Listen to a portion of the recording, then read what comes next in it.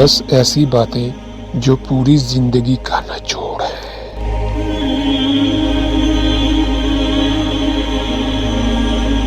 اگر ان پر عمل کیا جائے تو انشاءاللہ زندگی بدل جائے گی۔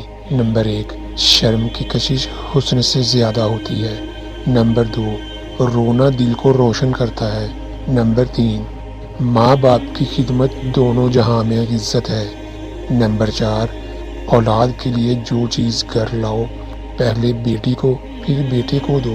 نمبر 5، دنیا میں سب سے خطرناک غصہ جوانی کا ہے۔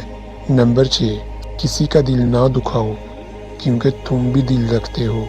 نمبر 7، گفتگو چاندنی ہے اور خاموشی سونا۔ نمبر 8، کسی سے ملتے وقت مسکرا دینا صدقہ ہے۔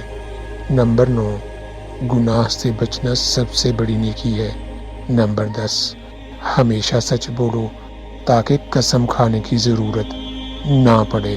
انسان کی قلبی و ذہنی پاکیزگی کے ذریعہ ہی انسان کے اندر مثبت تبدیلی ممکن ہے، لیکن عام طور پر ظاہری شخصیت کو بہتر بنانے پر توجہ مبذول کی جانے لگی ہے، جو کہ انسان کے منفی رجحانات اور اس کے اندر تیزی سے بڑھتی جا رہی غیر واضح سوچ اسے ناکام بنا رہی ہے۔ مثبت فکر کے حامل نوجوان ہی معاشرتی تبدیلی کے نقیب ثابت ہو سکتے ہیں، اور مثبت فکر کی تعلیم مذہب اسلام نے دی ہے۔ نوجوانوں میں فکر کا ٹکراؤ ان کی ذہنی نشود نما میں رکاوٹ بننے لگا ہے، جسے پاک کرتے ہوئے انہیں دینی و دنیا اعتبار سے کامیاب بنانا ناگزیر ہے۔